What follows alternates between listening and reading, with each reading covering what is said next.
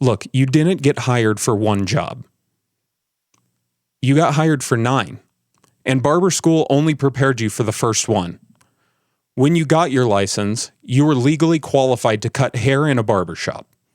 That's the job you applied for, the one you went to school for, and that's the job the state board tested you on. What the board didn't test you on is everything else this job actually requires. And that everything else is what drains you. It's what confuses you. It keeps you up at night, and it determines whether you build something real or you just stay busy. So 9 hats. Let's name them. This is the one you know. The actual cut, the fade, the taper, the blend, the beard, the straight razor shave, the technical work that got you in the chair. It matters. Don't misread what I'm about to say. The craft is non-negotiable. Clients come back for a feeling, but they don't come back if the haircut looks bad. The craftsman is the foundation everything else is built on.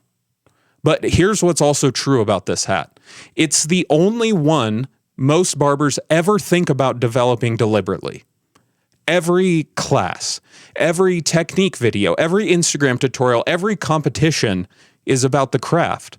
And then they wonder why parts of the business feel like they're running on their own. The craftsman gets all of the attention, and the other 8 get whatever's left. That's where the gap comes from. Hat number 2, the therapist. The cape goes on. The client settles in. And then it starts. Divorce. Diagnosis. The kid's in trouble. Job loss. The thing they haven't told anyone yet because there's nobody else to tell. Not every client. Not every day. But it happens enough that if you've been behind the chair for any length of time, you've held things that had no other place to go. You didn't sign up for this. There's no course in it, and there's no clean way to put it down at the end of the shift. The weight accumulates.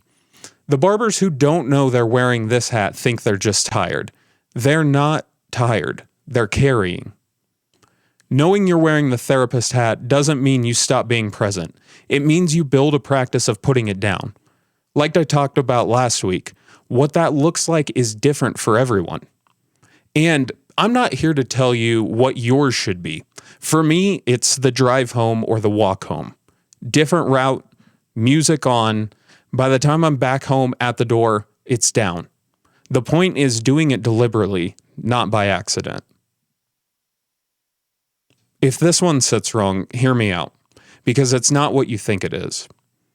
Every rebook conversation, every recommendation, every what are you thinking for next time, that's selling. And most barbers hate the idea of calling it that because selling sounds like pressure, and barbering is supposed to be about relationship.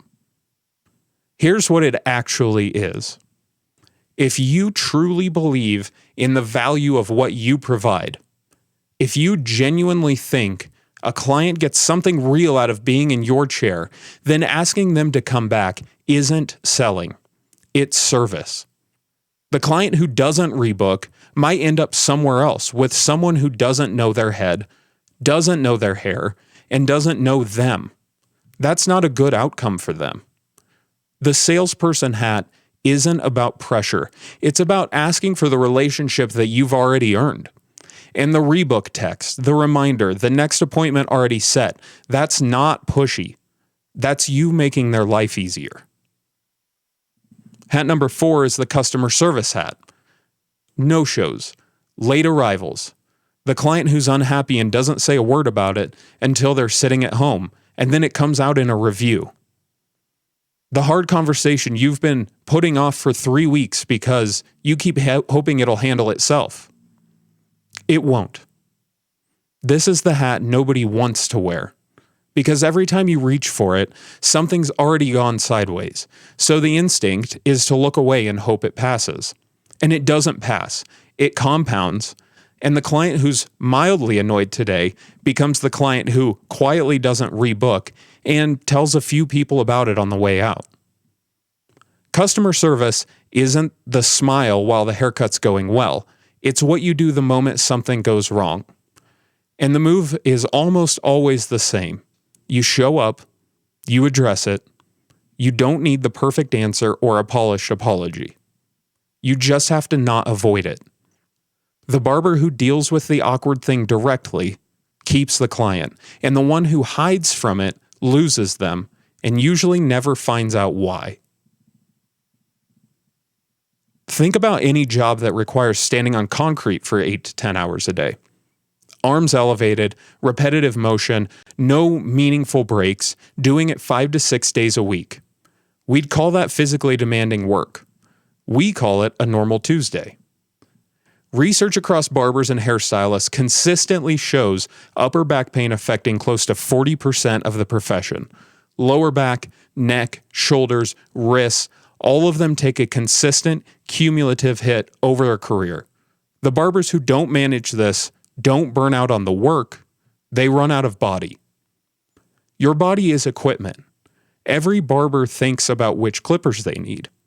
Most have never thought about what their body needs to last 20 years behind the chair. And the fix isn't complicated. One real sit down between clients. 10 minutes off your feet. That's it. This is one of the least glamorous hats, and it's the one that will quietly decide the length of your career. Hat number 6, the marketer. Your reputation is a marketing function. Your Instagram, your word of mouth, your reviews, the way you present yourself at your station, all of it is marketing, whether you're doing it deliberately or not. The difference is, barbers who do it deliberately grow faster. They're not necessarily better, they just understand that clients don't always find the best barber in a city. They find the most visible one. The marketer hat in 2026 is different than it was 10 years ago. It used to be enough to do great work and let word of mouth run. Now there's an expectation that you show your work. The barbers who document the chair, not as a content creator, just someone who puts their work on a page, have a real advantage in client acquisition over the barbers who don't. I came up in the content era. I've watched this shift happen in real time, and here's the part most barbers miss. There are two audiences.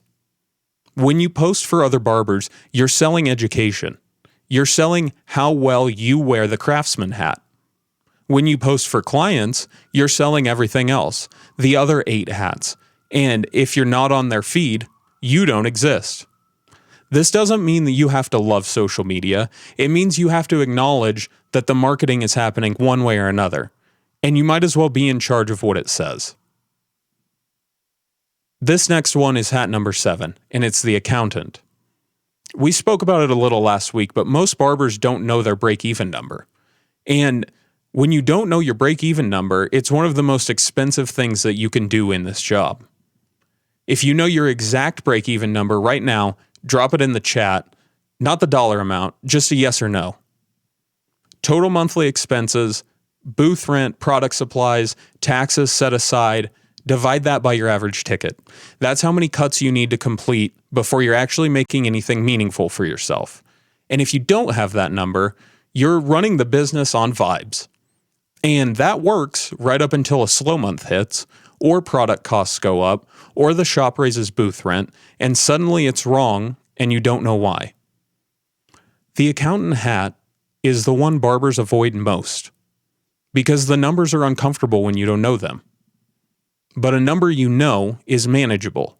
A number you don't know is just a surprise waiting to happen. Hat number 8, the brand. You are not just a barber. You are a brand. The way you dress, the way your station looks, the way you carry yourself with clients, the way you show up online, all of it is part of what a client buys when they book with you specifically. The craftsman produces the haircut. The brand is everything the client associates with getting that haircut from you. And clients pay for brands. They pay more for brands. They refer brands to their friends without being asked. Most barbers put careful thought into their work and almost no thought into the brand around that work. The ones who do both, who decide deliberately what they want clients to feel when they land on their page or walk into their space, those are the barbers who don't usually have a client retention problem. Number 9, the small business owner. This is the one booth renters argue with the most. I'm not a business owner. I rent a chair. I understand that instinct. Barber school didn't hand you a business license, and the shop owner isn't your employee, but here's what that setup actually is. You're generating revenue, managing expenses, acquiring clients, setting prices, and bearing all the risk by yourself. If you take a bad week, nobody's carrying it for you. You are a small business owner, whether you acknowledge it or not. The barbers who acknowledge it make better decisions because they stop treating the business side as someone else's job. Those are 9 hats. All of them are yours. Every single one showed up when you took that first client. And here's the through line. Most of what goes wrong in a barber's career, the burnout, the book that isn't growing, the money that doesn't add up, the physical wear and tear, it's almost never a craftsman problem. It's happening somewhere in one of the other 8 hats, and you cannot fix what you haven't named. Name the hats. Then you can start deciding which ones you're wearing deliberately and which ones you've been letting run you. That's the map